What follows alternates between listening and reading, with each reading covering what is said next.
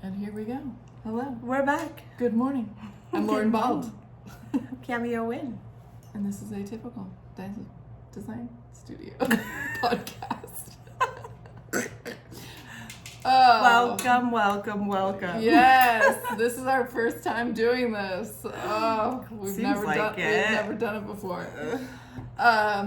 Okay, so we have a weekly discussion about a certain topic that I introduced to Cameo, and this week it's going to be pattern mixing and matching. Ooh, I love that. When to do it, how to do it, when to mix, when to match. All of your opinions and thoughts on that. So When to mismatch. we actually get a lot of questions about that because I think we do a lot of mixing and matching and patterns and colors and things. Not on every project. Yeah. Some are, a little bit more subdued, but that is one thing that we like to do. We do. We It's love pretty pattern. fun. Yeah. So even in a more traditional sense, like, a plaid or a floral can be really fun. So yeah, a lot of people are like, how do you guys do that? How do you decide what to mix? Because they always turn out good and it seems like they wouldn't go, but they do go. So kind of like maybe the science or the art behind Yeah. patterns and colors. That's fun. Yeah. It's a fun one. Yeah. Well, let's see. Where do we start? I feel like just the basic question of how do you decide what patterns to put together? I feel like it just depends. I think we spend a lot of time kind of learning about our clients' styles and what they're into, what colors they like, what colors they dislike, whether they're more drawn to like geometric patterns or organic patterns, really busy kind of patterns, or if it's more of a large scale kind of thing. So yeah, people have a different tolerance for it. And I think Totally. we kind of in the intake initial like concepting phase, we like to gauge our clients' tolerance. Yeah, get an idea of like what they're drawn to. And that's really helpful, I think, so that when we're pulling fabrics or wall covering or area rugs, like there's so many different ways to bring in different patterns. We think about that stuff, that information we gather. And then, I think scale is a huge part of it. So, for example, if you're doing like some throw pillows or something on a sofa, and maybe the sofa has like a very slight pattern or something, you might do like a large scale pattern on one pillow, maybe something a little bit smaller on the other pillow, so they don't compete with each other. Yeah. And I think there's also like, it's kind of like a deduction of things. So it's almost like, let's put all this stuff that I think could work together, pulling a ton of samples. And then I slowly start to pick out the ones that I think don't go for whatever reason. Yeah. That's kind of like how I operate. And then like whatever I feel like doesn't really go with the vibe, whether it's like the color is just slightly off or the pattern seems to clash in a way that's like not complementary, just get those out of the pile. And then I kind of show my client the pile that I like. Yeah. And then they can kind of pick and choose which ones they're the most drawn to. And I think texture is another important aspect too. Like, you could have like a really fun pillow that's maybe like kind of a sheepskin or something a little bit more textured, that you can get a little bit wild with, that can maybe be like a pop of black. Yeah. To ground everything. Yeah. But it's still fun. Yeah, and I think that's a good point, because you might have two fabrics that you love, but they're both like a linen or something like that. So even if the scale of the pattern is different, they might not work well together because the fabric is the exact same type. So you really want to kind of like get a really good mixture of materials with your patterns. Yeah, exactly. Yeah. And sticking with like a tone, like whatever it's going to be on. If it is like a couch that's going to be, I would pull some tones from the couch for some pillows, and then some are just like something that complements the grounding pillow. Yeah. So it's like you're getting a little further removed each time from like what the original thing is you're trying to match, but it still all goes because it's connected through like a common thread. Yeah.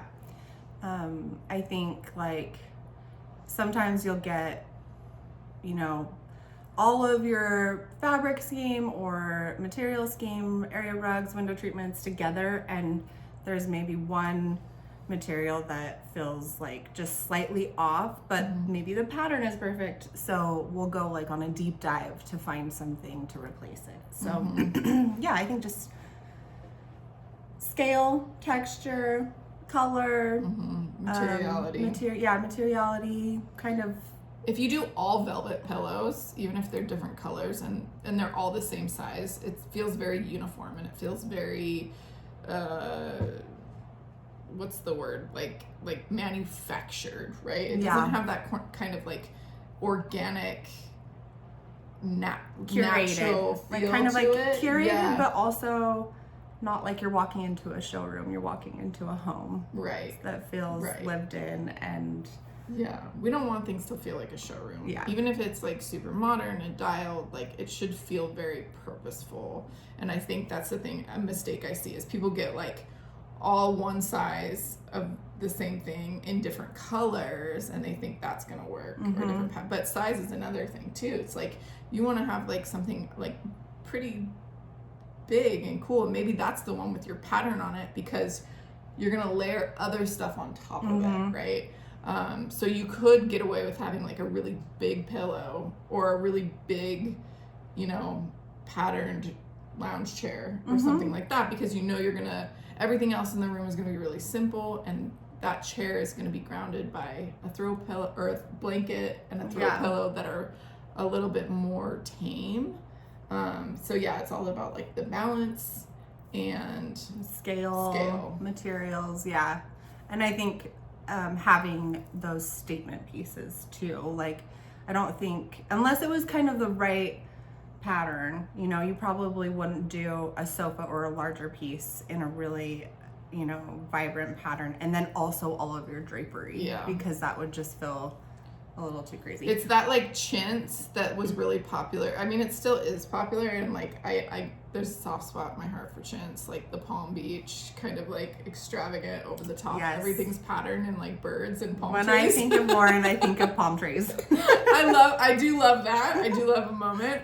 I personally wouldn't want to live in it 100% of the time, but I have an appreciation for it. Like if I had a vacation home in Florida, of course I would do it like that because it would be amazing. Or even like a little condo in Palm Springs and I would deck it out like all crazy.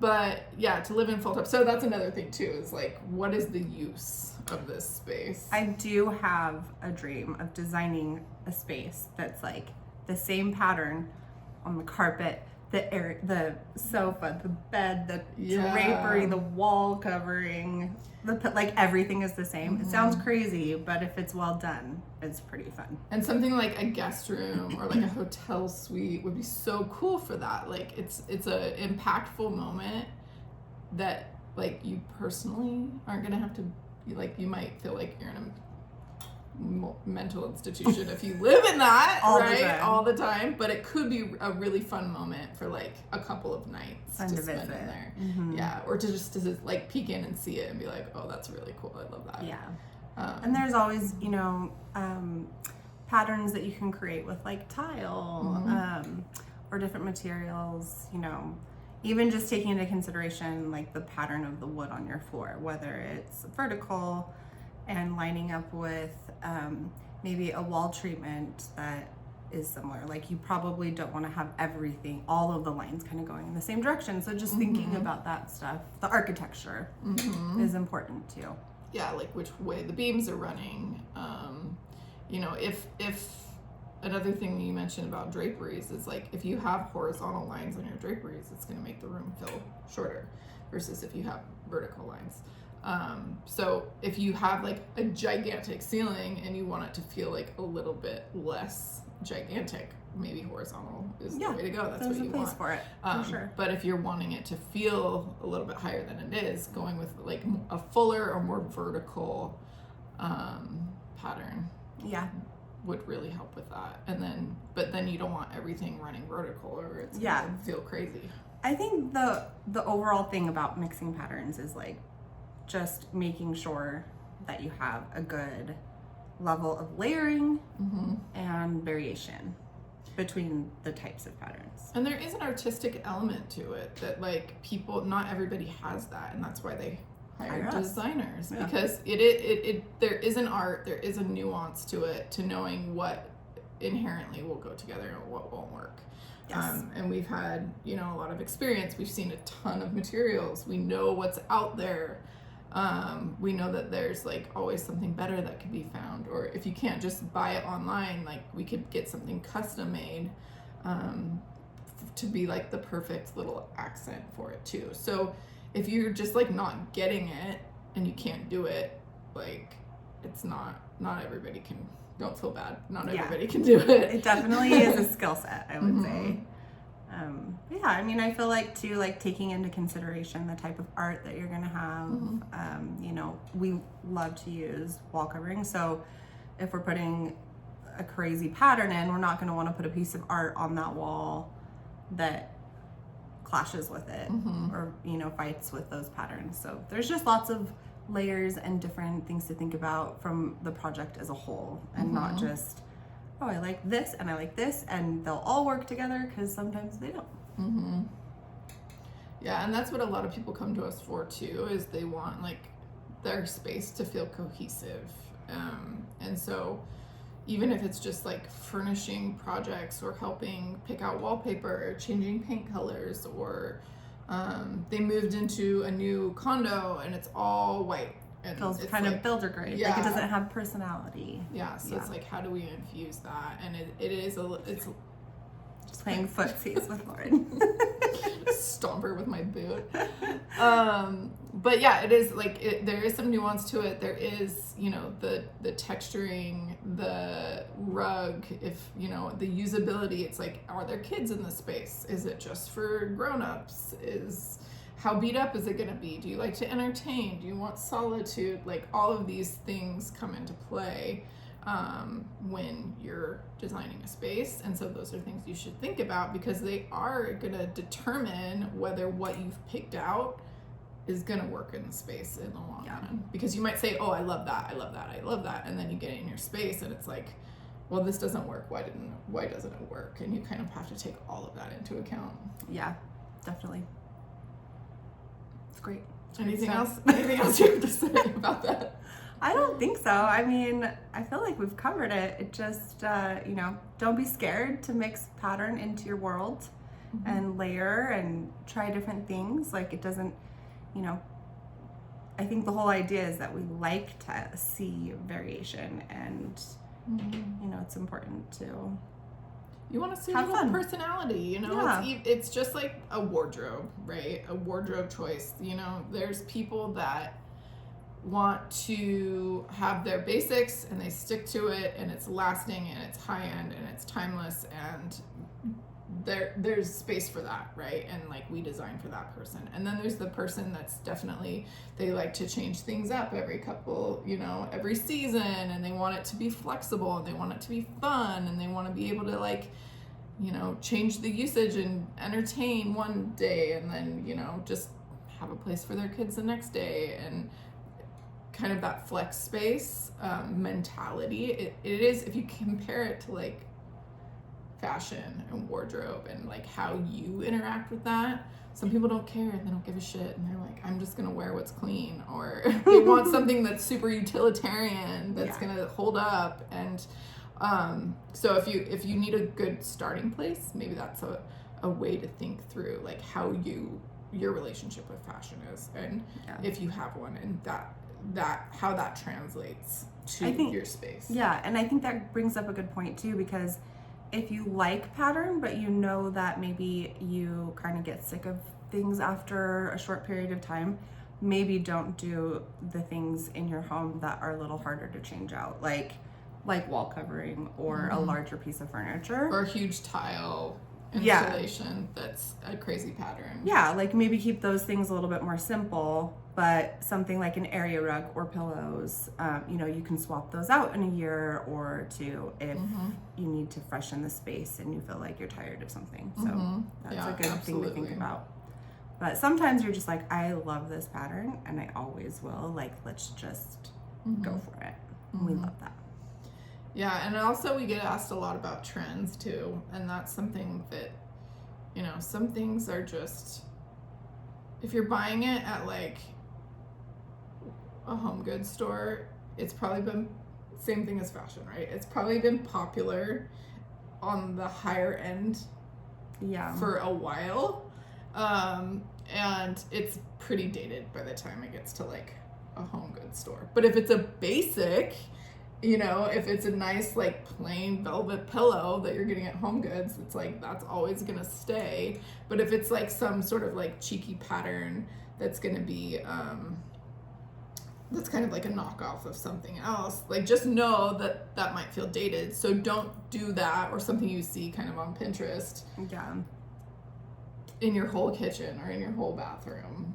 Yeah, and there is something to be said about quality. You know, I think like getting a really fun, like over the top pattern, you know, in a fabric that's like really well made, and you know, you can kind of see the difference, just like Lauren's saying about fashion. Yeah. Like if between Forever 21 if you get a Poochie print, right? Yeah. It's gonna be like, or Missoni, like those prints are pretty well known, and you can say like, that feels more timeless. Yeah, it is time, even though it's fun and you can pick it out in a crowd, there is a timeless quality to it. Or like Louis Vuitton, you know, it's like sometimes it'll get really popular in the mainstream, and sometimes it'll get less popular in the mainstream, but it's always going to be there. It's always going to be a classic. And same is true with the quality of fabrics, the quality of furniture, the quality of tile, and things like that. Like, and wall covering. And you can kind of tell a difference between, you know, whether it's poorly made or not. Yeah. So good stuff. Ask your local designer if you have questions, because, you know, there's a lot to know. And we're here to help. So let us know if you have questions, or if you want to hear us go on a rant about something quality or trends. Yes. That could be a good one. Oh, yeah. Like, I love to rant about trends. So maybe stay tuned and we'll talk about that one. The good, the bad, and the ugly when it comes to trends. That's a good one. Okay, stay tuned. It's very exciting. Come back next week. Bye, guys. Bye.